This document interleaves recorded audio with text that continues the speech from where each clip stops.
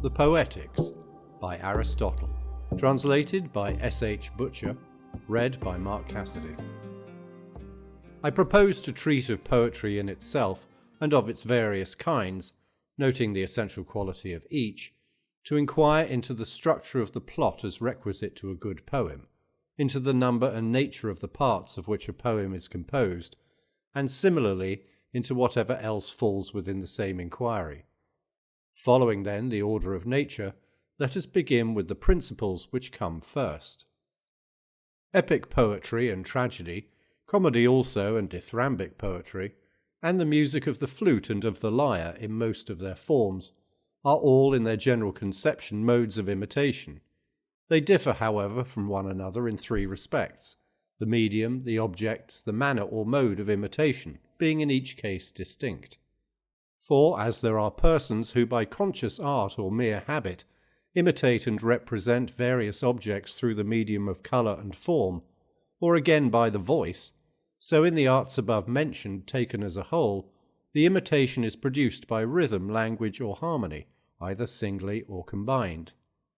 Thus in the music of the flute and of the lyre, harmony and rhythm alone are employed, also in other arts, such as that of the shepherd's pipe, which are essentially similar to these. In dancing, rhythm alone is used without harmony, for even dancing imitates character, emotion, and action by rhythmical movement. There is another art which imitates by means of language alone, and that either in prose or verse, which verse again may either combine different metres or consist of but one kind, but this has hitherto been without a name. For there is no common term we could apply to the mimes of Sophron and Xenocus, and the Socratic dialogues on the one hand, and on the other to poetic imitations in iambic, elegiac, or any similar metre. People do, indeed, add the word maker or poet to the name of the metre, and speak of elegiac poets, or epic, that is, hexameter poets, as if it were not the imitation that makes the poet, but the verse that entitles them all indiscriminately to the name. Even when a treatise on medicine or natural science is brought out in verse, the name of poet is by custom given to the author, and yet Homer and Empedocles have nothing in common but the metre, so that it would be right to call the one poet, the other physicist rather than poet. On the same principle, even if a writer in his poetic imitation were to combine all metres, as Chaeremon did in his Centaur, which is a medley composed of metres of all kinds, we should bring him too under the general term poet. So much then for these distinctions. There are again some arts which employ all the means above mentioned, namely rhythm, tune, and metre. Such are dithyrambic and gnomic poetry, and also tragedy and comedy. But between them the difference is that in the first two cases these means are all employed in combination. In the latter, now one means is employed, now another. Such then are the differences of the arts with respect to the medium of imitation. 2. Since the objects of imitation are men in action, and these men must be either of a higher or a lower type, for moral character mainly answers to these divisions, goodness and badness being the distinguishing marks of moral differences, it follows that we must represent men either as better than in real life, or as worse, or as they are. It is the same in painting. Polygnotus depicted men as nobler than they are, Parson as less noble, Dionysius drew them true to life. Now it is evident that each of the modes of imitation above mentioned will exhibit these differences, and become a distinct kind in imitating objects that are thus distinct. Such diversities may be found even in dancing, flute playing, and lyre playing. So again in language, whether prose or verse unaccompanied by music. Homer, for example, makes men better than they are. Cleophon as they are, Hegemon the Thasian, the inventor of parodies, and Nicochares, the author of the De Iliad, worse than they are. The same thing holds good of dithrams and gnomes. Here too one may portray different types, as Timotheus and Philoxenus differed in representing their cyclopes. The same distinction marks off tragedy from comedy, for comedy aims at representing men as worse, tragedy as better than in actual life. 3. There is still a third difference, the manner in which each of these objects may be imitated. For the medium being the same, and the objects the same, the poet may imitate by narration, in which case he can either take another personality as Homer does, or speak in his own person, unchanged, or he may present all his characters as living and moving before us. These then, as we said at the beginning, are the three differences which distinguish artistic imitation, the medium, the objects, and the manner.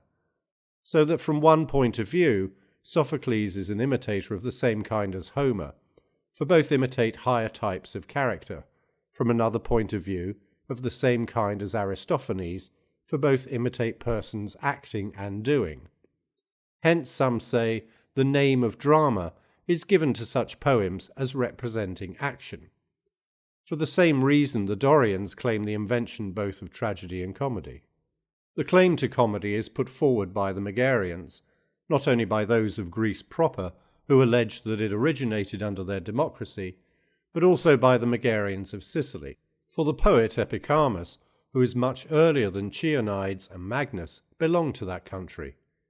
Tragedy, too, is claimed by certain Dorians of the Peloponnese. In each case they appeal to the evidence of language. This may suffice as to the number and nature of the various modes of imitation. 4. Poetry in general seems to have sprung from two causes, each of them lying deep in our nature. First, the instinct of imitation is implanted in man from childhood, one difference between him and other animals being that he is the most imitative of living creatures, and through imitation learns his earliest lessons, and no less universal is the pleasure felt in things imitated. We have evidence of this in the facts of experience. Objects which in themselves we view with pain, we delight to contemplate when reproduced with minute fidelity, such as the forms of the most ignoble animals and of dead bodies. The cause of this again is that to learn gives the liveliest pleasure, not only to philosophers but to men in general, whose capacity, however, of learning is more limited. Thus the reason why men enjoy seeing a likeness is that in contemplating it they find themselves learning or inferring, and saying perhaps, "Ah, that is he." For if you happen not to have seen the original, the pleasure will be due not to the imitation as such, but to the execution, the colouring, or some such other cause. Imitation, then, is one instinct of our nature. Next, there is the instinct for harmony and rhythm, metres being manifestly sections of rhythm. Persons, therefore, starting with this natural gift, develop by degrees their special aptitudes, till their rude improvisations gave birth to poetry. Poetry now diverged in two directions, according to the individual character of the writers. The graver spirits imitated noble actions and the actions of good men. The more trivial sort imitated the actions of meaner persons, at first composing satires, as the former did hymns to the gods and the praises of famous men.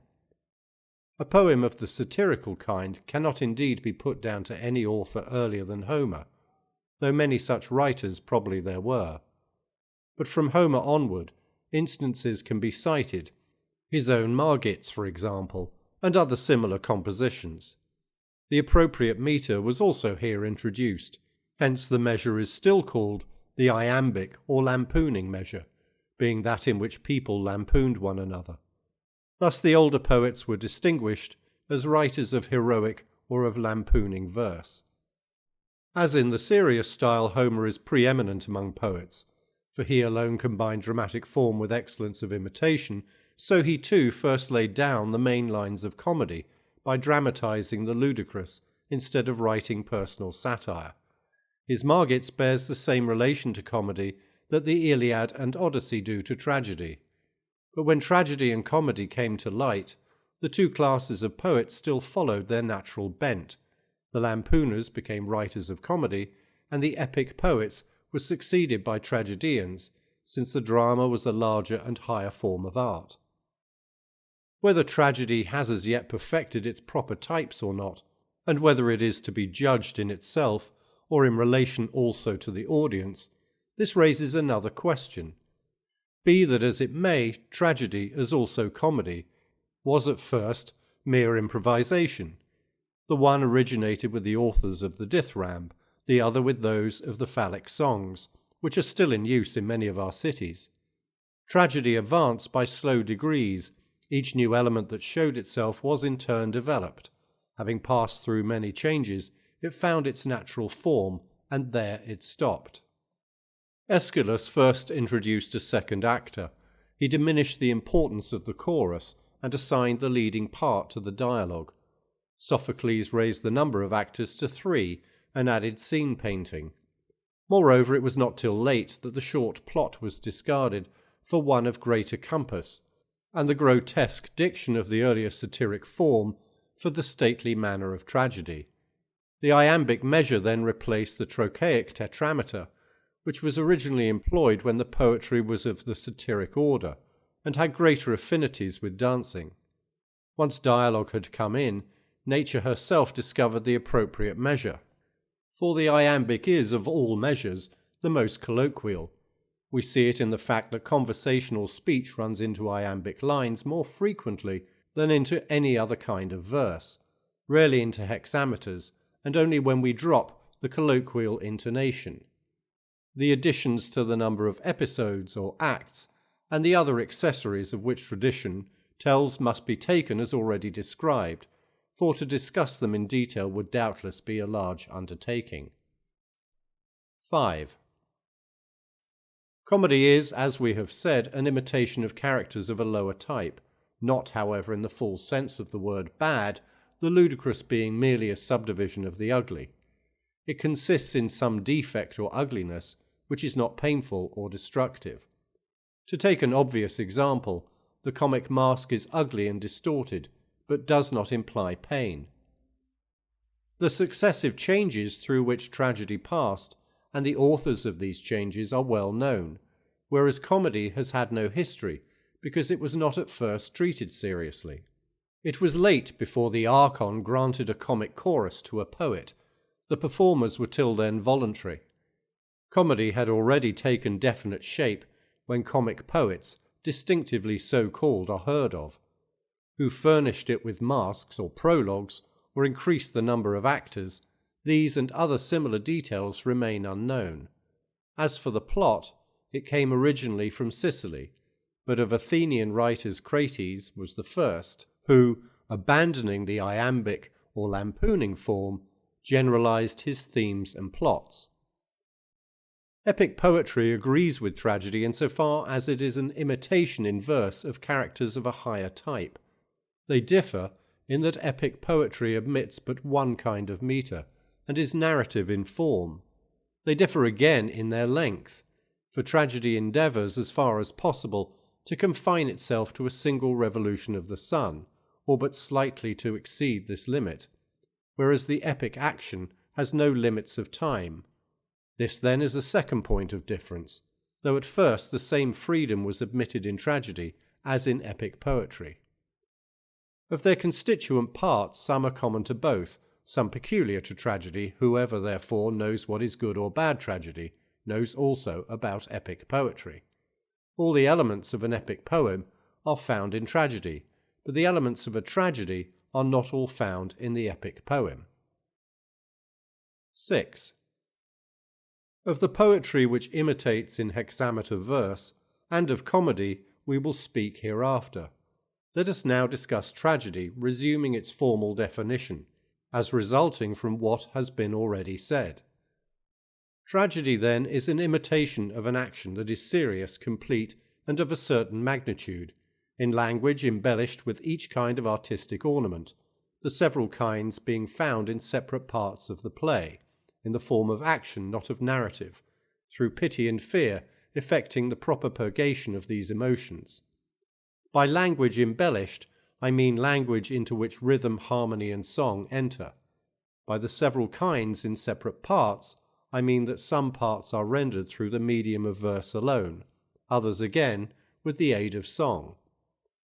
Now, as tragic imitation implies persons acting, it necessarily follows, in the first place, that spectacular equipment will be a part of tragedy. Next, song and diction, for these are the medium of imitation. By diction I mean the mere metrical arrangement of the words. As for song, it is a term whose sense everyone understands. Again, tragedy is the imitation of an action, and an action implies personal agents who necessarily possess certain distinctive qualities both of character and thought. For it is by these that we qualify actions themselves, and these, thought and character, are the two natural causes from which actions spring, and on actions again all success or failure depends. Hence the plot is the imitation of the action, for by plot I here mean the arrangement of the incidents. By character I mean that in virtue of which we ascribe certain qualities to the agents. Thought is required wherever a statement is proved, or it may be a general truth enunciated. Every tragedy, therefore, must have 6 parts, which parts determine its quality, namely plot, character, diction, thought, spectacle, song. 2 of the parts constitute the medium of imitation, 1 the manner, and 3 the objects of imitation. And these complete the list. These elements have been employed, we may say, by the poets to a man. In fact, every play contains spectacular elements, as well as character, plot, diction, song, and thought. But most important of all is the structure of the incidents. For tragedy is an imitation not of men, but of an action and of life, and life consists in action, and its end is a mode of action, not a quality. Now character determines men's qualities, but it is by their actions that they are happy or the reverse. Dramatic action, therefore, is not with a view to the representation of character. Character comes in as subsidiary to the actions. Hence the incidents and the plot are the end of a tragedy, and the end is the chief thing of all. Again, without action there cannot be a tragedy. There may be without character. The tragedies of most of our modern poets fail in the rendering of character, and of poets in general this is often true. It is the same in painting, and here lies the difference between Zeuxis and Polygnotus. Polygnotus delineates character well. The style of Zeuxis is devoid of ethical quality. Again, if you string together a set of speeches expressive of character and well finished in point of diction and thought, you will not produce the essential tragic effect nearly so well as with a play which, however deficient in these respects, yet has a plot and artistically constructed incidents. Besides which, the most powerful elements of emotional interest in tragedy, peripeteia or reversal of the situation, and recognition scenes are parts of the plot. A further proof is that novices in the art attain to finish, of diction and precision, of portraiture before they can construct the plot. It is the same with almost all the early poets. The plot, then, is the first principle, and, as it were, the soul of a tragedy. Character holds the second place. A similar fact is seen in painting. The most beautiful colours, laid on confusedly, will not give as much pleasure as the chalk outline of a portrait. Thus tragedy is the imitation of an action, and of the agents mainly with a view to the action. Third in order is thought, that is, the faculty of saying what is possible and pertinent in given circumstances.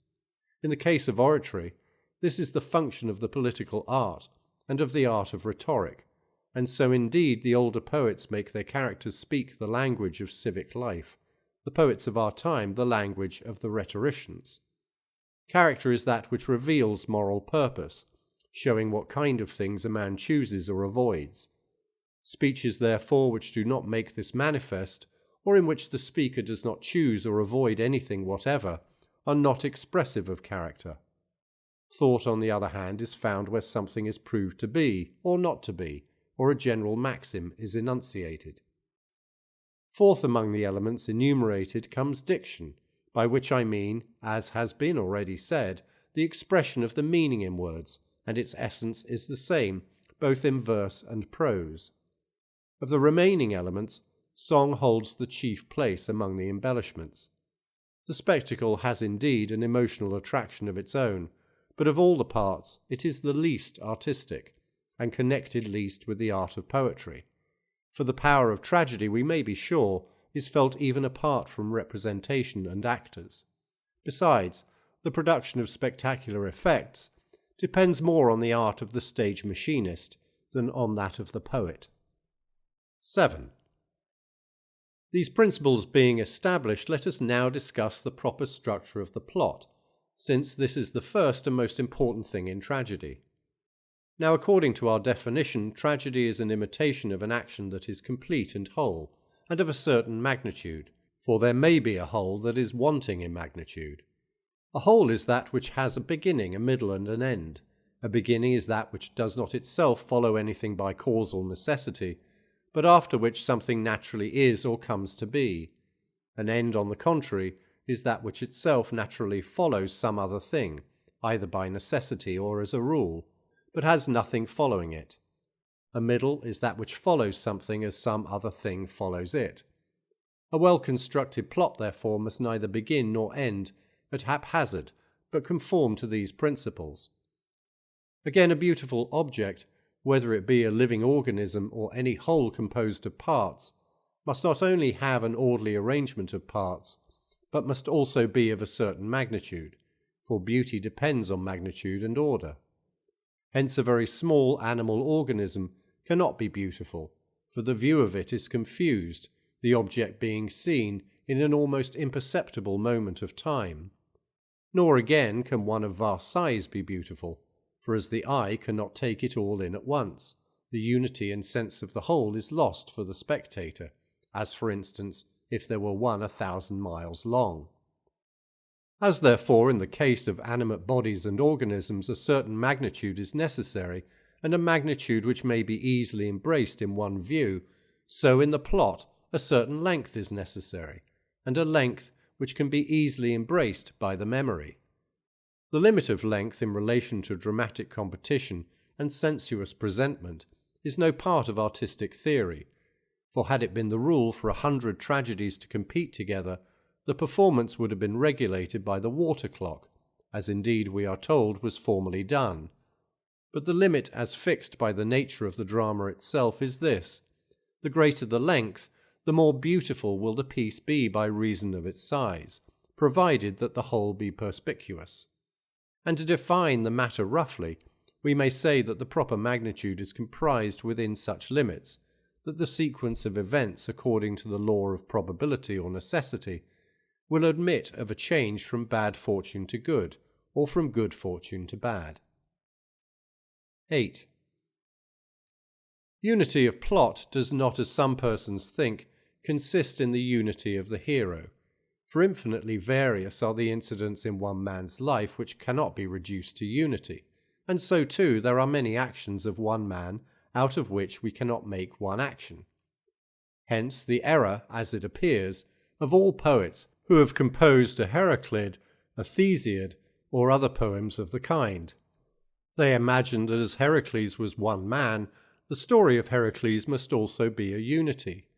But Homer, as in all else he is of surpassing merit, here too, whether from art or natural genius, seems to have happily discerned the truth. In composing the Odyssey he did not include all the adventures of Odysseus, such as his wound on Parnassus, or his feigned madness at the mustering of the host, incidents between which there was no necessary or probable connection, but he made the Odyssey and likewise the Iliad to centre round an action that in our sense of the word is one. As therefore in the other imitative arts, the imitation is one when the object imitated is one, so the plot, being an imitation of an action, must imitate one action, and that a whole, the structural union, of the parts being such that if any one of them is displaced or removed, the whole will be disjointed and disturbed. For a thing whose presence or absence makes no visible difference is not an organic part of the whole. 9. It is moreover evident from what has been said that it is not the function of the poet to relate what has happened, but what may happen, what is possible according to the law of probability or necessity. The poet and the historian differ not by writing in verse or in prose.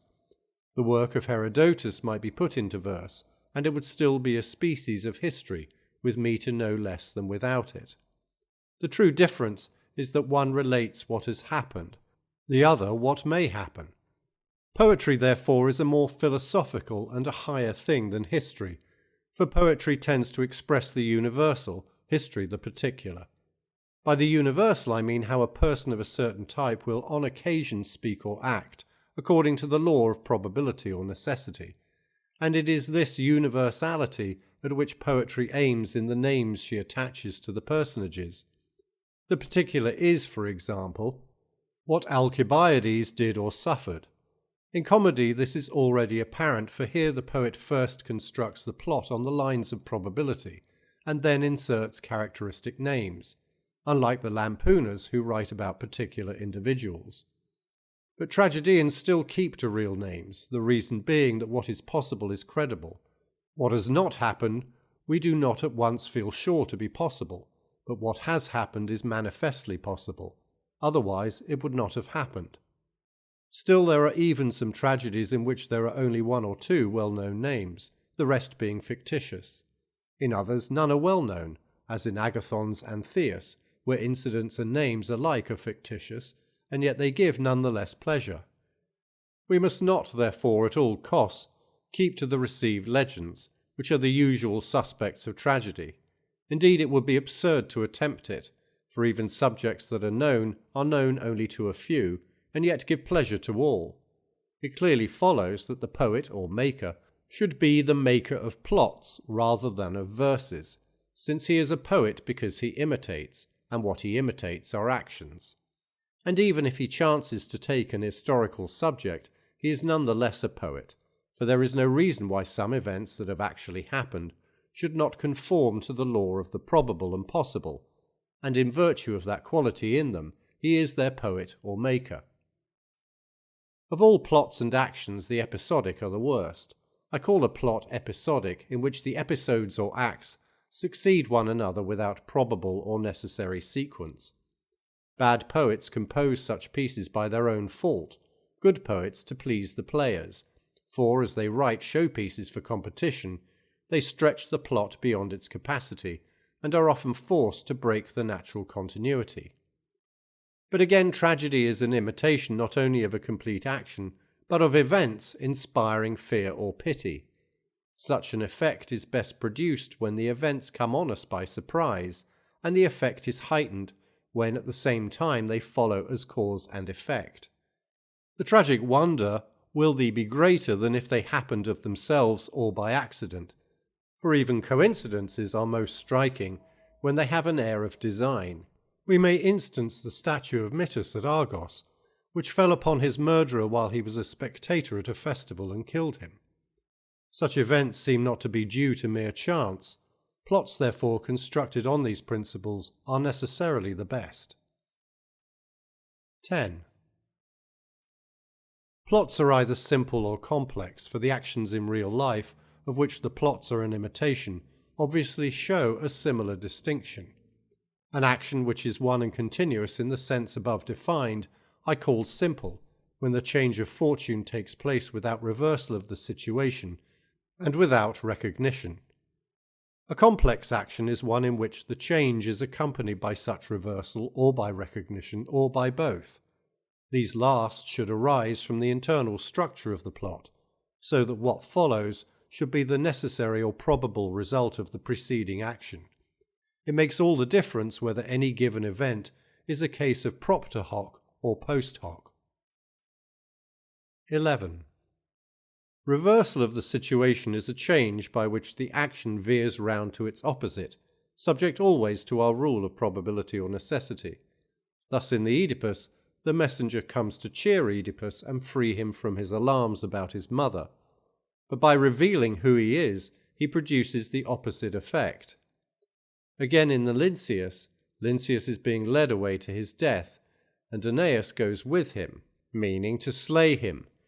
But the outcome of the preceding incidents is that Aeneas is killed and Lynceus saved. Recognition, as the name indicates, is a change from ignorance to knowledge, producing love or hate between the persons destined by the poet for good or bad fortune. The best form of recognition is coincident with a reversal of the situation, as in the Oedipus. There are indeed other forms.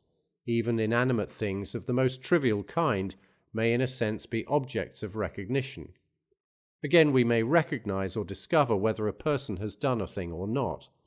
But the recognition which is most intimately connected with the plot and action is, as we have said, the recognition of persons. This recognition combined with reversal will produce either pity or fear, and actions producing these effects are those which, by our definition, tragedy represents. Moreover, it is upon such situations that the issues of good or bad fortune will depend. Recognition then being between persons, it may happen that one person only is recognized by the other, when the latter is already known, or it may be necessary that the recognition should be on both sides. Thus, Iphigenia is revealed to Orestes by the sending of the letter, but another act of recognition is required to make Orestes known to Iphigenia. Two parts then of the plot, reversal of the situation and recognition, turn upon surprises. A third part is the scene of suffering. The scene of suffering is a destructive or painful action, such as death on the stage, bodily agony, wounds, and the like. 12. The parts of tragedy which must be treated as elements of the whole have been already mentioned. We now come to the quantitative parts, and the separate parts into which tragedy is divided, namely prologue, episode, exode, choric song, this last being divided into parode and stasimon. These are common to all plays. Peculiar to some are the songs of actors from the stage and the komos. The prologue is that entire part of a tragedy which precedes the parode of the chorus. The episode is that entire part of a tragedy which is between complete choric songs. The exode is that entire part of a tragedy which has no choric song after it. Of the choric part, the parode is the first undivided utterance of the chorus. The stasimon is a choric ode without anapests or trochaic tetrameters. The komos is a joint lamentation of chorus and actors. The parts of tragedy which must be treated as elements of the whole have been already mentioned.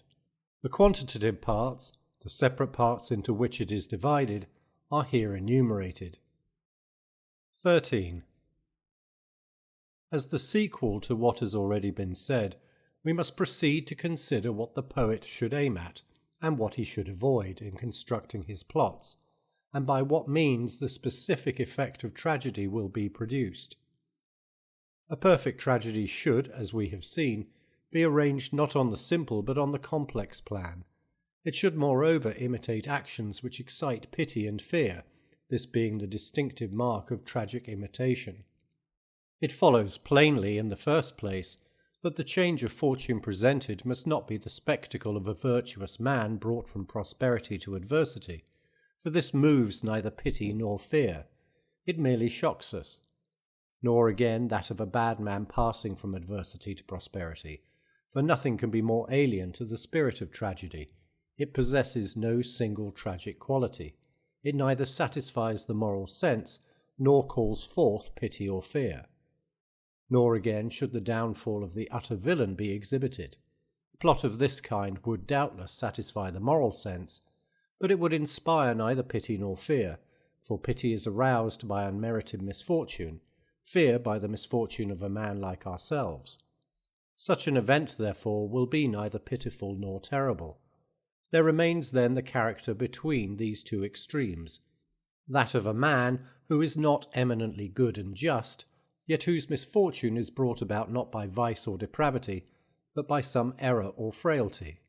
He must be one who is highly renowned and prosperous, a personage like Oedipus, Thyestes, or other illustrious men of such families. A well-constructed plot should therefore be single in its issue, rather than double as some maintain. The change of fortune should not be from bad to good, but reversely from good to bad. It should come about as the result not of vice, but of some great error or frailty, in a character either such as we have described, or better rather than worse. The practice of the stage bears out our view. At first the poets recounted any legend that came in their way. Now the best tragedies are founded on the story of a few houses, on the fortunes of Alcmaeon, Oedipus, Orestes, Meleager, Thyestes, Telephus, and those others who have done or suffered something terrible. A tragedy, then, to be perfect according to the rules of art, should be of this construction. Hence they are in error who censure Euripides, just because he follows this principle in his plays, many of which end unhappily. It is, as we have said, the right ending. The best proof is that on the stage and in dramatic competition, such plays, if well worked out, are the most tragic in effect, and Euripides, faulty though he may be in the general management of his subject, yet is felt to be the most tragic of the poets. In the second rank comes the kind of tragedy which some place first. Like the Odyssey, it has a double thread of plot, and also an opposite catastrophe for the good and for the bad. It is accounted the best because of the weakness of the spectators, for the poet is guided in what he writes by the wishes of his audience. The pleasure, however, thence derived is not the true tragic pleasure. It is proper rather to comedy, where those who in the piece are the deadliest enemies, like Orestes and Aegisthus, quit the stage as friends at the close, and no one slays or is slain. 14. Fear and pity may be aroused by spectacular means, but they may also result from the inner structure of the piece, which is the better way and indicates a superior poet. For the plot ought to be so constructed that even without the aid of the eye, he who hears the tale told will thrill with horror and melt to pity at what takes place. This is the impression we should receive from hearing the story of the Oedipus. But to produce this effect by the mere spectacle is a less artistic method, and dependent on extraneous aids. Those who employ spectacular means to create a sense not of the terrible, but only of the monstrous, are strangers to the purpose of tragedy, for we must not demand of tragedy any and every kind of pleasure, but only that which is proper to it. And since the pleasure which the poet should afford is that which comes from pity and fear through imitation, it is evident that this quality must be impressed upon the incidents. Let us then determine what are the circumstances which strike us as terrible or pitiful. Actions capable of this effect must happen between persons who are either friends or enemies, or indifferent to one another.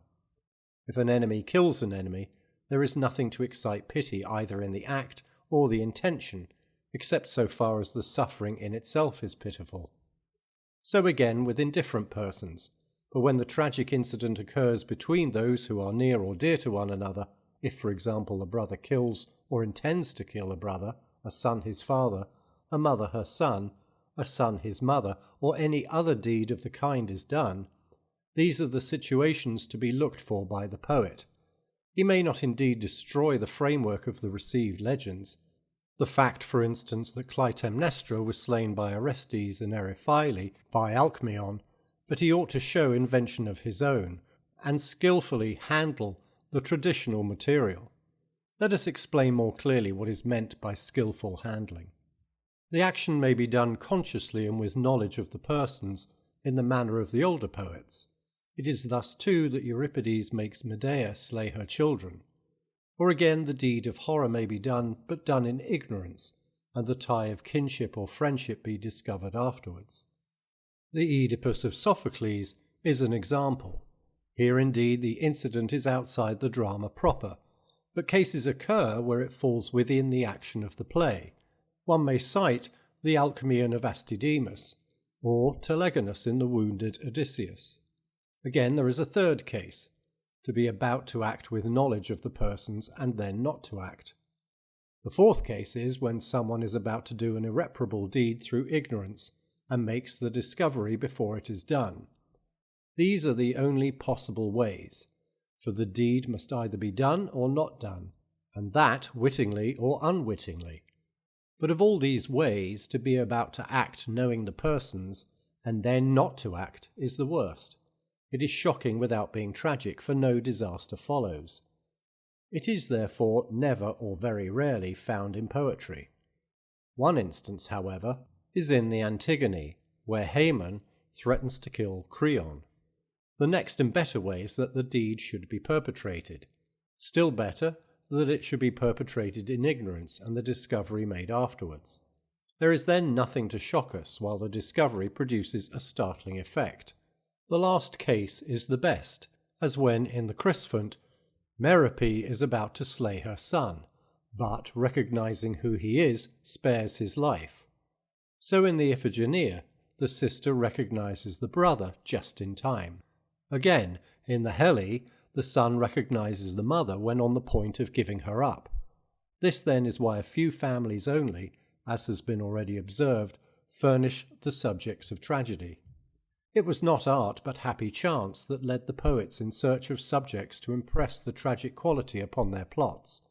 They are compelled therefore to have recourse to those houses whose history contains moving incidents like these.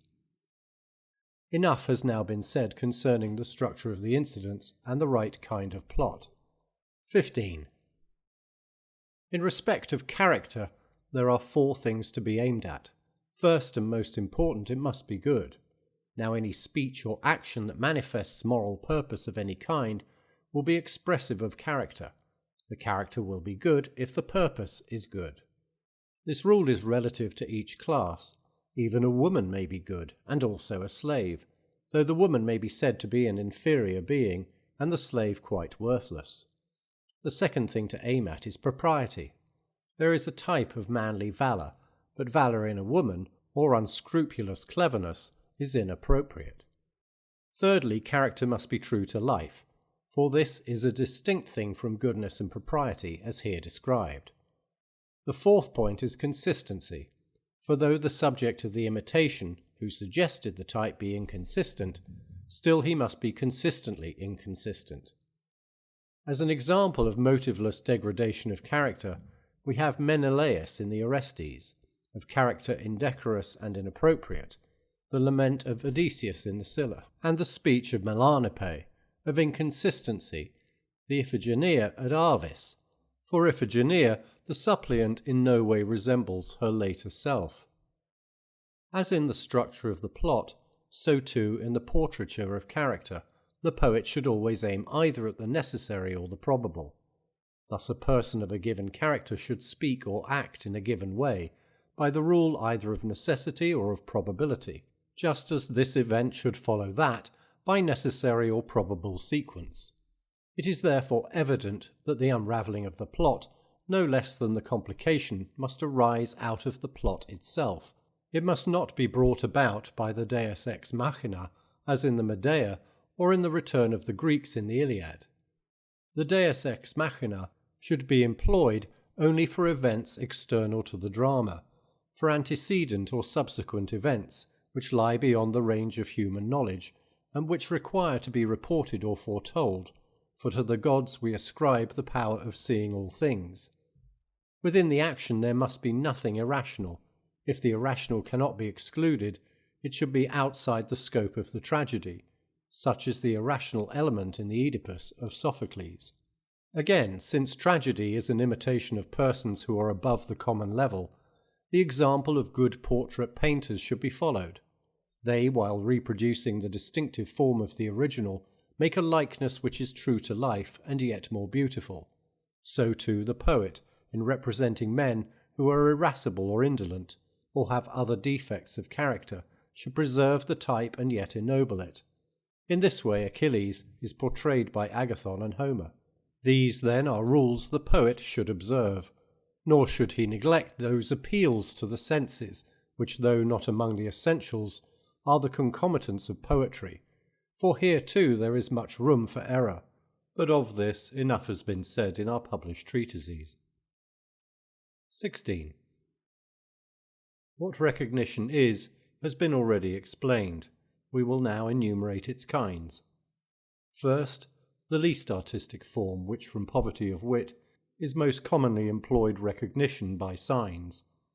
Of these some are congenital, such as the spear which the earth-born race bear on their bodies, or the stars introduced by Carcinus in his Thyestes.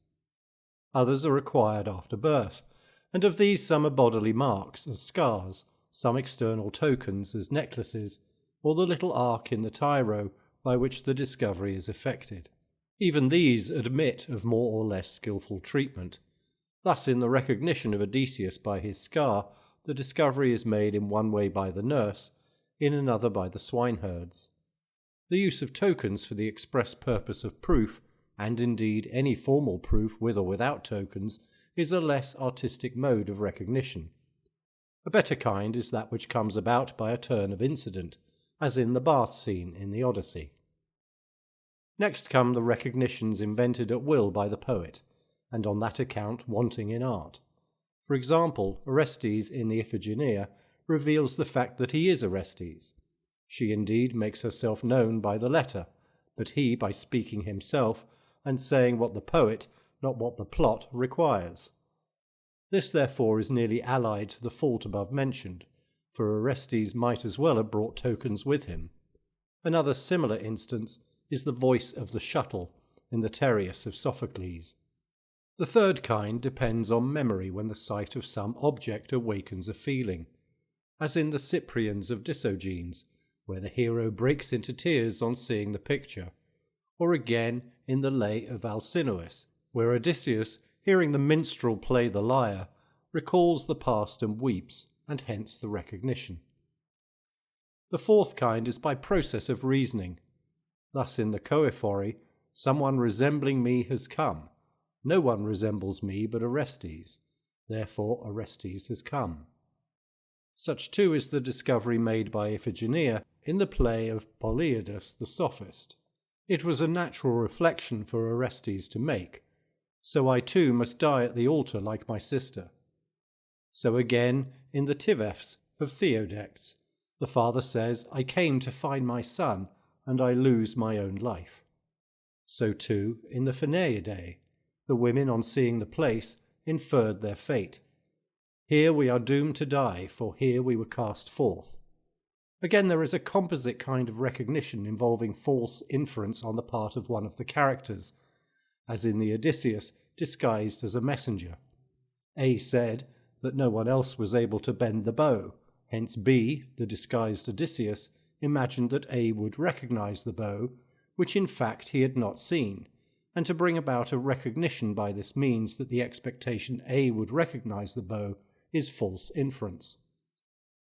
But of all recognitions, the best is that which arises from the incidents themselves, where the startling discovery is made by natural means. Such is that in the Oedipus of Sophocles and in the Iphigenia, for it was natural that Iphigenia should wish to dispatch a letter. These recognitions alone dispense with the artificial aid of tokens or amulets. Next come the recognitions by process of reasoning. 17. In constructing the plot and working it out with the proper diction, the poet should place the scene as far as possible before his eyes. In this way, seeing everything with the utmost vividness, as if he were a spectator of the action, he will discover what is in keeping with it, and be most unlikely to overlook inconsistencies. The need of such a rule is shown by the fault found in Catharsis. Amphiaraus was on his way from the temple. This fact escaped the observation of one who did not see the situation. On the stage, however, the piece failed, the audience being offended at the oversight. Again, the poet should work out his play to the best of his power with appropriate gestures, for those who feel emotion are most convincing through natural sympathy with the characters they represent, and one who is agitated storms, one who is angry rages, with the most lifelike reality. Hence poetry implies either a happy gift of nature or a strain of madness. In the one case, a man can take the mould of any character, in the other he is lifted out of his proper self. As for the story, whether the poet takes it ready-made or constructs it for himself, he should first sketch its general outline, and then fill in the episodes and amplify in detail. The general plan may be illustrated by the Iphigenia. A young girl is sacrificed. She disappears mysteriously from the eyes of those who sacrificed her. She is transported to another country, where the custom is to offer up all strangers to the goddess. To this ministry she is appointed. Some time later, her own brother chances to arrive. The fact that the oracle for some reason ordered him to go there is outside the general plan of the play. The purpose again of his coming is outside the action proper. However he comes, he is seized, and when on the point of being sacrificed, reveals who he is. The mode of recognition may be either that of Euripides or of Polyidus, in whose play he exclaims very naturally, "So it was not my sister only, but I too who was doomed to be sacrificed," and by that remark he is saved. After this, the names being once given, it remains to fill in the episodes. We must see that they are relevant to the action. In the case of Orestes, for example, there is the madness which led to his capture, and his deliverance by means of the purifactory rite. In the drama the episodes are short, but it is these that give extension to epic poetry. Thus the story of the Odyssey can be stated briefly. A certain man is absent from home for many years. He is jealously watched by Poseidon and left desolate. Meanwhile his home is in a wretched plight. Suitors are wasting his substance and plotting against his son. At length, tempest-tossed, he himself arrives. He makes certain persons acquainted with him, he attacks the suitors with his own hand, and is himself preserved while he destroys them. This is the essence of the plot. The rest is episode. 18. Every tragedy falls into two parts, complication and unravelling or denouement. Incidents extraneous to the action are frequently combined with a portion of the action proper to form the complication. The rest is the unravelling.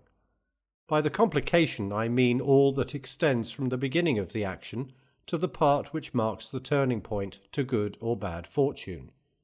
The unravelling is that which extends from the beginning of the change to the end. Thus, in the Lynceus of Theodectes, the complication consists of the incidents presupposed in the drama, the seizure of the child, and then again the unravelling extends from the accusation of murder to the end. There are four kinds of tragedy: the complex, depending entirely on reversal of the situation and recognition; the pathetic, where the motive is passion, such as the tragedies on Ajax and Ixion; the ethical, where the motives are ethical, such as the Thyatides and the Peleus. The fourth kind is the simple. We here exclude the purely spectacular element, exemplified by the Phorcides, the Prometheus, and scenes laid in Hades. The poet should endeavour, if possible, to combine all poetic elements, or, failing that, the greatest number and those the most important, the more so in face of the cavilling criticism of the day. For whereas there have hitherto been good poets, each in his own branch, the critics now expect one man to surpass all others in their several lines of excellence. In speaking of a tragedy as the same or different, the best test to take is the plot. Identity exists where the complication and unravelling are the same. Many poets tie the knot well, but unravel it ill. Both arts, however, should always be mastered. Again, the poet should remember what has been often said, and not make an epic structure into a tragedy. By an epic structure I mean one with a multiplicity of plots, as if, for instance, you were to make a tragedy out of the entire story of the Iliad. In the epic poem, owing to its length, each part assumes its proper magnitude. In the drama, the result is far from answering to the poet's expectation. The proof is that the poets who have dramatized the whole story of the fall of Troy, instead of selecting portions like Euripides, or who have taken the whole tale of Niobe and not a part of her story like Aeschylus, either fail utterly or meet with poor success on the stage. Even Agathon has been known to fail from this one defect. In his reversals of the situation, however, he shows a marvellous skill in the effort to hit the popular taste, to produce a tragic effect that satisfies the moral sense. This effect is produced when the clever rogue like Sisyphus is outwitted, or the brave villain defeated. Such an event is probable in Agathon's sense of the word. It is probable, he says, that many things should happen contrary to probability. The chorus, too, should be regarded as one of the actors. It should be an integral part of the whole, and share in the action, in the manner not of Euripides, but of Sophocles. As for the later poets, their choral songs pertain as little to the subject of the piece as to that of any other tragedy. They are therefore sung as mere interludes, a practice first begun by Agathon. Yet what difference is there between introducing such choral interludes and transferring a speech, or even a whole act, from one play to another? 19. It remains to speak of diction and thought, the other parts of tragedy having been already discussed. Concerning thought, we may assume what is said in the rhetoric, to which inquiry the subject more strictly belongs. Under thought is included every effect which has to be produced by speech, the subdivisions being proof and refutation, the excitation of the feelings such as pity, fear, anger, and the like, the suggestion of importance or its opposite. Now it is evident that the dramatic incidents must be treated from the same points of view as the dramatic speeches, when the object is to evoke the sense of pity, fear, importance, or probability. The only difference is that the incidents should speak for themselves without verbal exposition, while the effects aimed at in speech should be produced by the speaker and as a result of the speech. For what were the business of a speaker if the thought were revealed quite apart from what he says? Next, as regards diction, one branch of the inquiry treats of the modes of utterance, but this province of knowledge belongs to the art of delivery and to the masters of that science. It includes, for instance, what is a command, a prayer, a statement, a threat, a question, an answer, and so forth. To know or not to know these things involves no serious censure upon the poet's art, for who can admit the fault imputed to Homer by Protagoras, that in the words, "Sing, goddess of the wrath," he gives command under the idea that he utters a prayer? For to tell someone to do a thing or not to do it is, he says, a command. We may therefore pass this over as an inquiry that belongs to another art, not to poetry. 20. Language in general includes the following parts: letter, syllable, connecting word, noun, verb, inflection or case, sentence or phrase. A letter is an indivisible sound, yet not every such sound, but only one which can form part of a group of sounds. For even brutes utter indivisible sounds, none of which I call a letter. The sound I mean may be either a vowel, a semi-vowel, or a mute. A vowel is that which without impact of tongue or lip has an audible sound. A semi-vowel, that which with such impact has an audible sound, as S and R. A mute, that which with such impact has by itself no sound, but joined to a vowel sound becomes audible, as G and D. These are distinguished according to the form assumed by the mouth and the place where they are produced, according as they are aspirated or smooth, long or short, as they are acute, grave, or of an intermediate tone, which inquiry belongs in detail to the writers on metre. A syllable is a non-significant sound composed of a mute and a vowel, for gr without a is a syllable, as also with a, gra. But the investigation of these differences belongs also to metrical science. A connecting word is a non-significant sound which neither causes nor hinders the union of many sounds into one significant sound. It may be placed at either end or in the middle of a sentence. Or a non-significant sound which out of several sounds, each of them significant, is capable of forming one significant sound. Or a non-significant sound which marks the beginning, end, or division of a sentence, such, however, that it cannot correctly stand by itself at the beginning of a sentence. A noun is a composite, significant sound, not marking time, of which no part is in itself significant. For in double or compound words, we do not employ the separate parts as if each were in itself significant. Thus, in Theodorus, God-given, the gift, is not in itself significant. A verb is a composite, significant sound marking time, in which, as in the noun, no part is in itself significant. For man or white does not express the idea of when, but he walks, or he has walked, does connote time, present or past. Inflection belongs both to the noun and verb and expresses either the relation of, to, or the like or that of number, whether one or many, as man or men, or the modes or tones in actual delivery, e.g. a question or a command. Did he go? And go are verbal inflections of this kind. A sentence or phrase is a composite significant sound, some at least of whose parts are in themselves significant, for not every such group of words consists of verbs and nouns.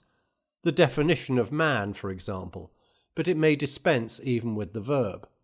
Still, it will always have some significant part, as in walking, or Cleon, son of Cleon. A sentence or phrase may form a unity in two ways, either as signifying one thing, or as consisting of several parts linked together. Thus the Iliad is won by the linking together of parts, the definition of man by the unity of the thing signified. 21. Words are of two kinds, simple and double. By simple I mean those composed of non-significant elements. By double or compound, those composed either of a significant and non-significant element, though within the whole word no element is significant, or of elements that are both significant. A word may likewise be triple, quadruple, or multiple in form, like so many Massilian expressions, e.g. Hermocaecoxanthus, who prayed to Father Zeus. Every word is either current or strange or metaphorical, or ornamental or newly coined or lengthened or contracted or altered. By a current or proper word, I mean one which is in general use among a people. By a strange word, one which is in use in another country. Plainly, therefore, the same word may be at once strange and current, but not in relation to the same people. The word lance is to the Cyprians a current term, but to us a strange one. Metaphor is the application of an alien name by transference, either from genus to species, or from species to genus, or from species to species, or by analogy, that is, proportion. Thus from genus to species, as "there lies my ship," for lying at anchor is a species of lying. From species to genus, as "verily 10,000 noble deeds hath Odysseus wrought," for 10,000 is a species of large number, and is here used for a large number generally. From species to species, as "with blade of bronze drew away the life," and "cleft the water with the vessel of unyielding bronze." Here, to draw away is used for to cleave, and again to cleave for to draw away, each being a species of taking away. Analogy or proportion is when the second term is to the first as the fourth to the third. We may then use the fourth for the second, or the second for the fourth. Sometimes, too, we qualify the metaphor by adding the term to which the proper word is relative. Thus the cup is to Dionysus as the shield to Ares. The cup may therefore be called the shield of Dionysus, and the shield the cup of Ares. Or again, as old age is to life, so is evening to day. Evening may therefore be called the old age of the day, and old age the evening of life, or in the phrase of Empedocles, life's setting sun. For some of the terms of the proportion there is at times no word in existence, still the metaphor may be used. For instance, to scatter seed is called sowing, but the action of the sun in scattering his rays is nameless. Still this process bears to the sun the same relation as sowing to the seed, hence the expression of the poet, sowing the God-created light. There is another way in which this kind of metaphor may be employed. We may apply an alien term, and then deny of that term one of its proper attributes, as if we were to call the shield not the cup of Ares, but the wineless cup. An ornamental word. A newly coined word is one which has never been even in local use, but is adopted by the poet himself. Some such words there appear to be, as sprouters for horns and supplicator for priest. A word is lengthened when its own vowel is exchanged for a longer one, or when a syllable is inserted. A word is contracted when some part of it is removed. An altered word is one in which part of the ordinary form is left unchanged, and part is recast. Nouns in themselves are either masculine, feminine, or neuter. 22. The perfection of style is to be clear without being mean. The clearest style is that which uses only current or proper words, at the same time it is mean.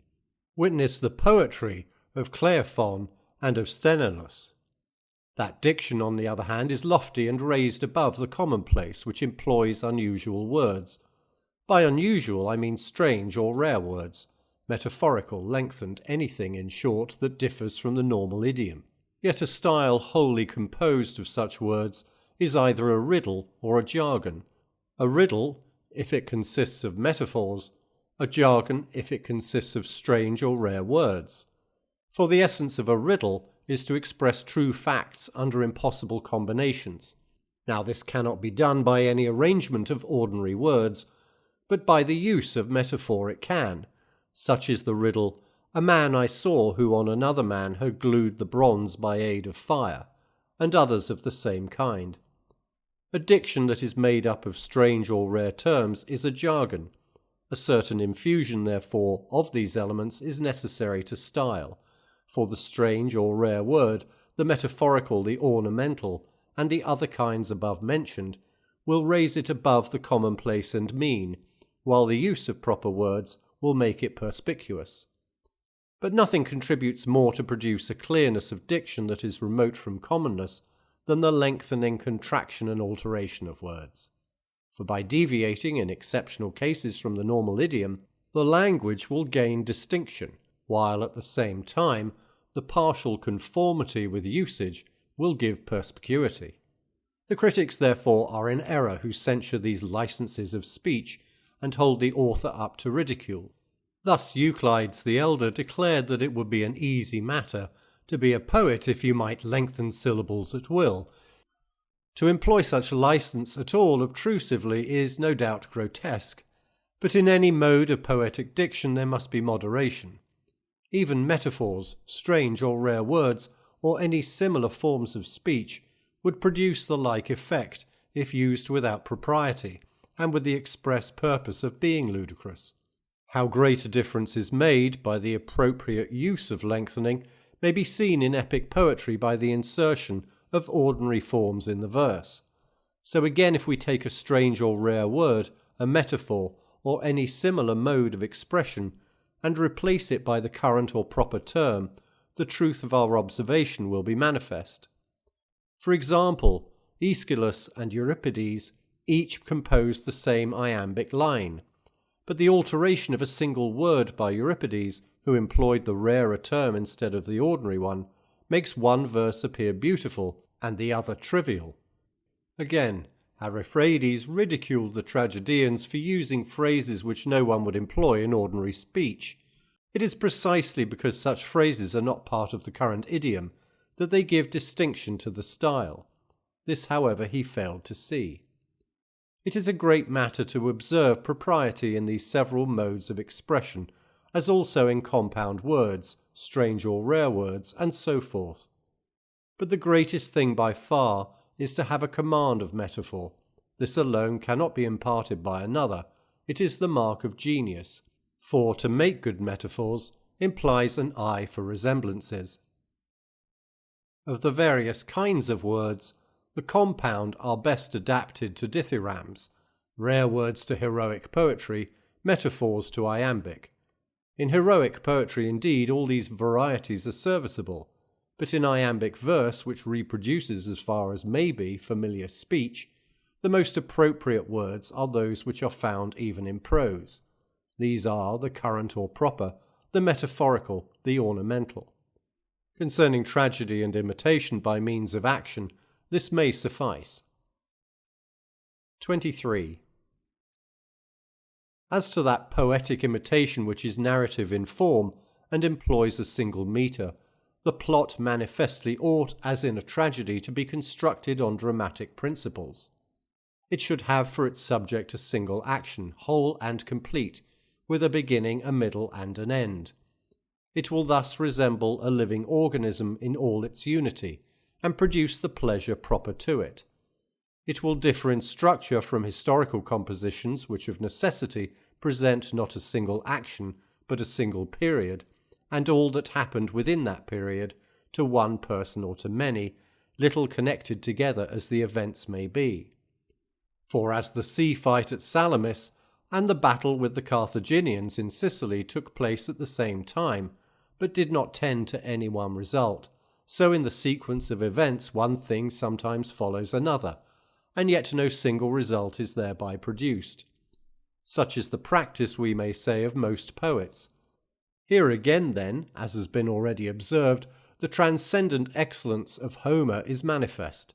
He never attempts to make the whole war of Troy the subject of his poem, though that war had a beginning and an end. It would have been too vast a theme, and not easily embraced in a single view. If again he had kept it within moderate limits, it must have been over-complicated by the variety of the incidents. As it is, he detaches a single portion, and admits as episodes many events from the general story of the war, such as the catalogue of the ships and others, thus diversifying the poem. All other poets take a single hero, a single period, or an action single indeed, but with a multiplicity of parts. Thus did the author of the Cypria and of the Little Iliad. For this reason the Iliad and the Odyssey each furnish the subject of one tragedy, or at most of two, while the Cypria supplies materials for many, and the Little Iliad for 8, the award of the arms, the Philoctetes, the Neoptolemus, the Evripolus, the mendicant Odysseus, the Laconian women, the fall of Ilium, the departure of the fleet. 24. Again, epic poetry must have as many kinds as tragedy. It must be simple or complex, or ethical or pathetic. The parts also, with the exception of song and spectacle, are the same, for it requires reversals of the situation, recognitions, and scenes of suffering. Moreover, the thoughts and the diction must be artistic. In all these respects, Homer is our earliest and sufficient model. Indeed, each of his poems has a twofold character. The Iliad is at once simple and pathetic, and the Odyssey complex, for recognition scenes run through it, and at the same time ethical. Moreover, in diction and thought they are supreme. Epic poetry differs from tragedy in the scale on which it is constructed, and in its metre. As regards scale or length, we have already laid down an adequate limit. The beginning and the end must be capable of being brought within a single view. This condition will be satisfied by poems on a smaller scale than the old epics, and answering in length to the group of tragedies presented at a single sitting. Epic poetry has, however, a great especial capacity for enlarging its dimensions, and we can see the reason. In tragedy we cannot imitate several lines of actions carried on at one and the same time. We must confine ourselves to the action on the stage and the part taken by the players. But in epic poetry, owing to the narrative form, many events simultaneously transacted can be presented, and these, if relevant to the subject, add mass and dignity to the poem. The epic has here an advantage, and one that conduces to grandeur of effect, to diverting the mind of the hearer, and relieving the story with varying episodes. For sameness of incident soon produces satiety, and makes tragedies fail on the stage. As for the metre, the heroic measure has proved its fitness by the test of experience. If a narrative poem, in any other metre or in many metres, were now composed, it would be found incongruous. For of all measures the heroic is the stateliest and the most massive, and hence it most readily admits rare words and metaphors, which is another point in which the narrative form of imitation stands alone. On the other hand, the iambic and the trochaic tetrameter are stirring measures, the latter being akin to dancing, the former expressive of action. Still more absurd would it be to mix together different metres, as was done by Cheremon. Hence no one has ever composed a poem on a great scale in any other than heroic verse. Nature herself, as we have said, teaches the choice of the proper measure. Homer, admirable in all respects, has the special merit of being the only poet who rightly appreciates the part he should take himself. The poet should speak as little as possible in his own person, for it is not this that makes him an imitator. Other poets appear themselves upon the scene throughout, and imitate but little and rarely. Homer, after a few prefatory words, at once brings in a man or woman or other personage, none of them wanting in characteristic qualities, but each with a character of his own. The element of the wonderful is required in tragedy. The irrational, on which the wonderful depends for its chief effects, has wider scope in epic poetry, because there the person acting is not seen. Thus the pursuit of Hector would be ludicrous if placed upon the stage, the Greeks standing still and not joining in the pursuit, and Achilles waving them back. But in the epic poem, the absurdity passes unnoticed. Now the wonderful is pleasing, as may be inferred from the fact that everyone tells a story with some addition of his own, knowing that his hearers like it. It is Homer who has chiefly taught other poets the art of telling lies skilfully. The secret of it lies in a fallacy, for assuming that if one thing is or becomes, a second is or becomes, men imagine that if the second is, the first likewise is or becomes. But this is a false inference, hence where the first thing is untrue, it is quite unnecessary, provided the second be true, to add that the first is or has become. For the mind, knowing the second to be true, falsely infers the truth of the first. There is an example of this in the bath scene of the Odyssey. Accordingly, the poet should prefer probable impossibilities to improbable possibilities. The tragic plot must not be composed of irrational parts. Everything irrational should, if possible, be excluded, or at all events it should lie outside the action of the play. As in the Oedipus, the hero's ignorance as to the manner of Laius's death, not within the drama, as in the Electra, the messenger's account of the Pythian games, or, as in the Mysians, the man who has come from Tegea to Mysia and is still speechless. The plea that otherwise the plot would have been ruined is ridiculous. Such a plot should not in the first instance be constructed. But once the irrational has been introduced, and an air of likelihood imparted to it, we must accept it in spite of the absurdity. Take even the irrational incidents in the Odyssey, where Odysseus is left upon the shore of Ithaca. How intolerable even these might have been would be apparent if an inferior poet were to treat the subject. As it is, the absurdity is veiled by the poetic charm with which the poet invests it. The diction should be elaborated in the pauses of the action, where there is no expression of character or thought. For conversely, character and thought are merely obscured by a diction that is over-brilliant. 25.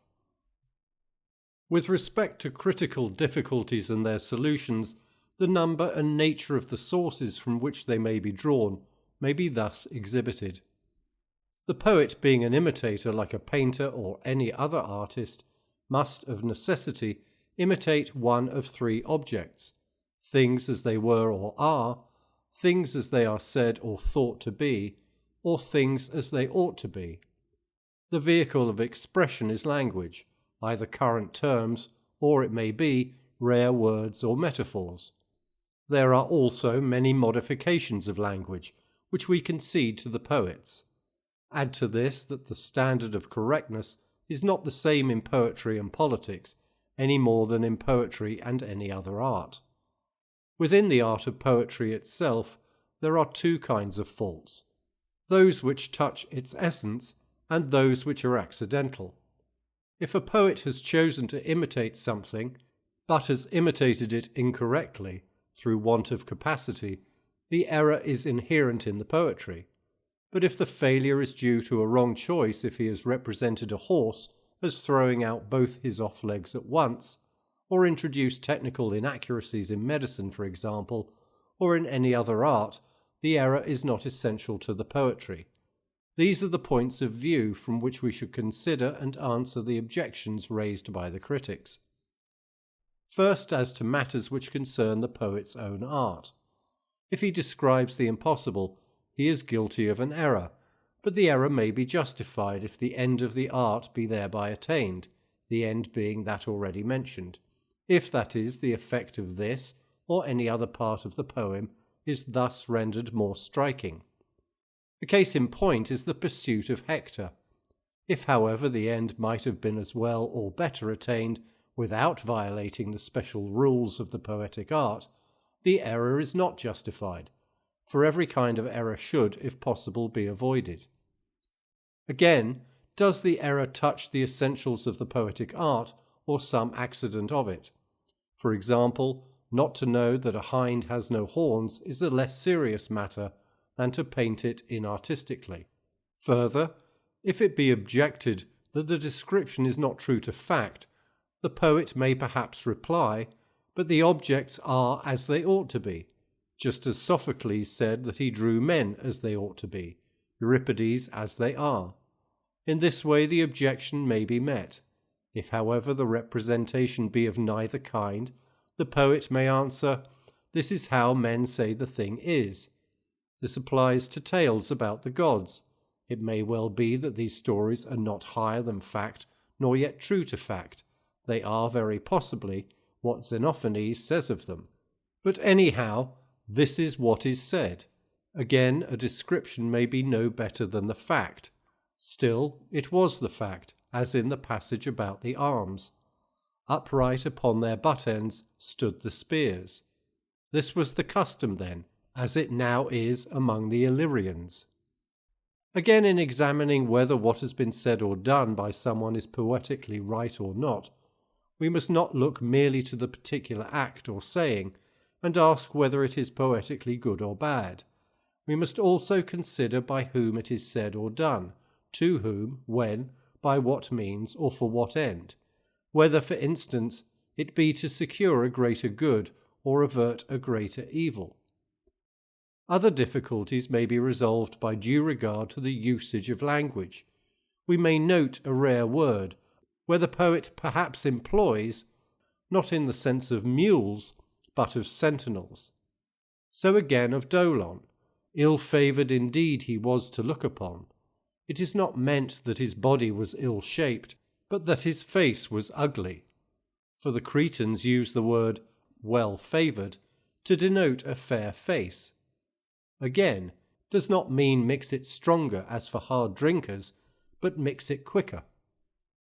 Sometimes an expression is metaphorical, as, "Now all gods and men were sleeping through the night," while at the same time the poet says, "Often indeed as he turned his gaze to the Trojan plain, he marvelled at the sound of flutes and pipes." All is here used metaphorically for many, all being a species of many.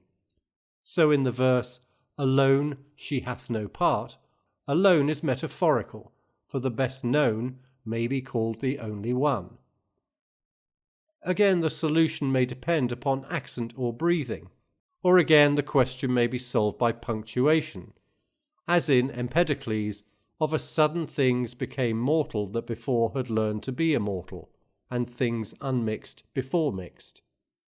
Or again by ambiguity of meaning, where the word is ambiguous, or by the usage of language. Thus any mixed drink is called wine. Hence Ganymede is said to pour the wine to Zeus, though the gods do not drink wine. So too workers in iron are called workers in bronze. This, however, may also be taken as a metaphor. Again, when a word seems to involve some inconsistency of meaning, we should consider how many senses it may bear in the particular passage. For example, there was stayed the spear of bronze. We should ask in how many ways we may take being checked there. The true mode of interpretation is the precise opposite of what Glaucon mentions. Critics, he says, jump at certain groundless conclusions. They pass adverse judgment and then proceed to reason on it, and assuming that the poet has said whatever they happen to think, find fault if a thing is inconsistent with their own fancy. The question about Icarius has been treated in this fashion. The critics imagine he was a Lacedaemonian. They think it strange, therefore, that Telemachus should not have met him when he went to Lacedaemon. But the Cephallenian story may perhaps be the true one. They allege that Odysseus took a wife from among themselves, and that her father was Icadius, not Icarius. It is merely a mistake, then, that gives plausibility to the objection. In general, the impossible must be justified by reference to artistic requirements, or to the higher reality, or to received opinion. With respect to the requirements of art, a probable impossibility is to be preferred to a thing improbable and yet possible. Again, it may be impossible that there should be men such as Zeuxis painted. Yes, we say, but the impossible is the higher thing, for the ideal type must surpass the reality. To justify the irrational, we appeal to what is commonly said to be, in addition to which we urge that the irrational sometimes does not violate reason, just as it is probable that a thing may happen contrary to probability. Things that sound contradictory should be examined by the same rules as in dialectical refutation, whether the same thing is meant in the same relation and in the same sense. We should therefore solve the question by reference to what the poet says himself, or to what is tacitly assumed by a person of intelligence. The element of the irrational, and similarly depravity of character, are justly censured when there is no inner necessity for introducing them. Such is the irrational element in the introduction of Aegeus by Euripides, and the badness of Menelaus in the Orestes. Thus there are 5 sources from which critical objections are drawn. Things are censured either as impossible, or irrational, or morally hurtful, or contradictory, or contrary to artistic correctness. The answers should be sought under the 12 heads above mentioned.